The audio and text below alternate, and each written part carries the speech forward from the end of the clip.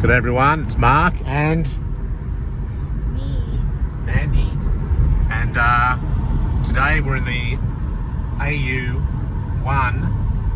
Fairlane Ghia, 165,000 Ks on it. Had this car for quite a while. Yeah, really love the car.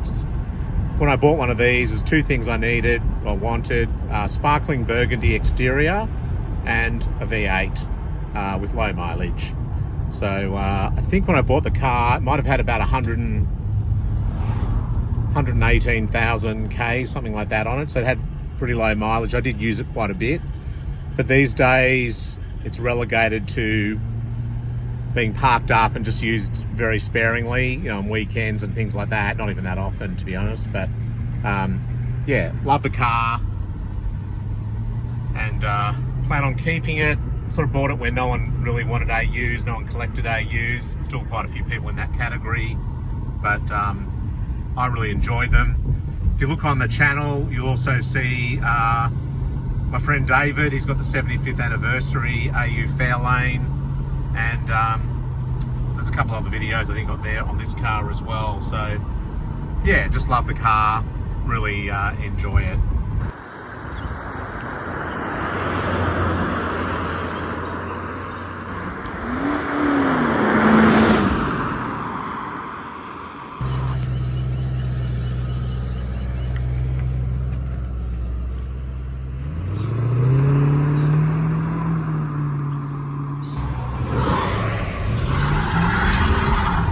Oops.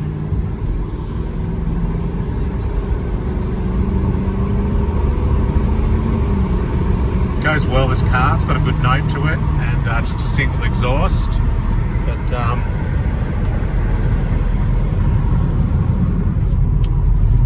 it's yeah, it's a really cool car.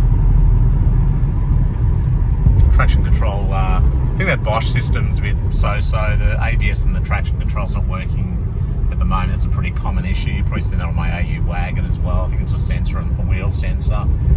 Other people might be able to comment to see what it is, but yeah.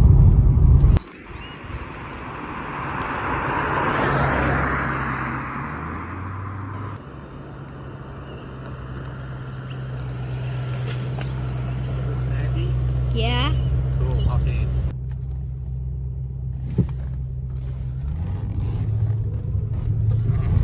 Thanks very much, Nandy, for the camera work.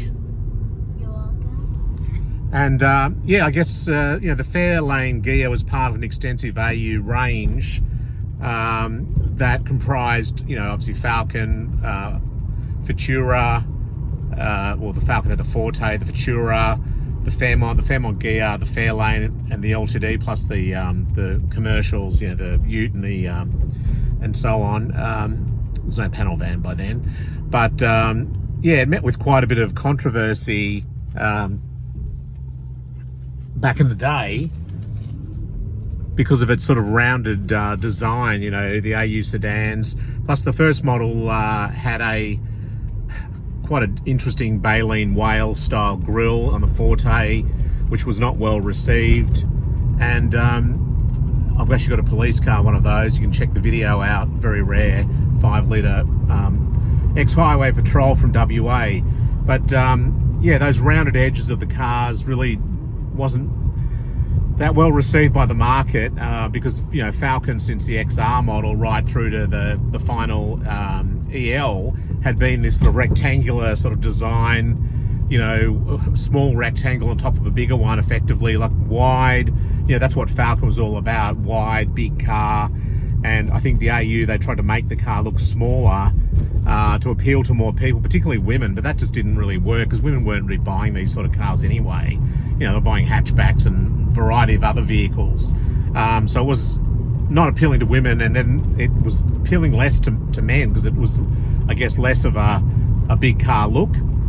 So it did struggle, but I think they've come into their own now. You know, I quite like the cars. I remember, you know, I was working at an advertising agency. I was working at Holden, actually, when we were coming up against them directly in product planning, and then I was working in at JWT, the advertising agency, and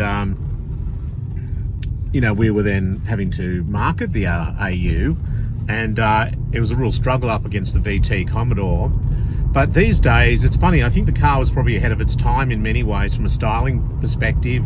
If you look at the Mercedes CLS, you know, that actually was quite similar in its design of the rear tail lights of the Falcon, and the Falcon was out long before the Mercedes-Benz. So, but yeah, I guess as you go through the model range, my friend David's also got a Fairlane Ghia V8, which I think is a pretty cool vehicle, in the same colour as this Fairlane sparkling burgundy. Then you've got the wagons. You'd be familiar, if you're familiar with the channel, you'll know my AU2 Fairmont wagon V8. It's a pretty rare car, one of about 120 built. Fantastically practical vehicle, and despite the leaf spring suspension at the back, extremely comfortable, nice to drive, you know, really nice car to drive. Then you've got the Fairlane, which is what we're in now, and then there's the range topping LTD. So anyway, that's an overview of the AU range, but then in particular this AU1 Fairlane Ghia V8 in sparkling burgundy. So thanks very much.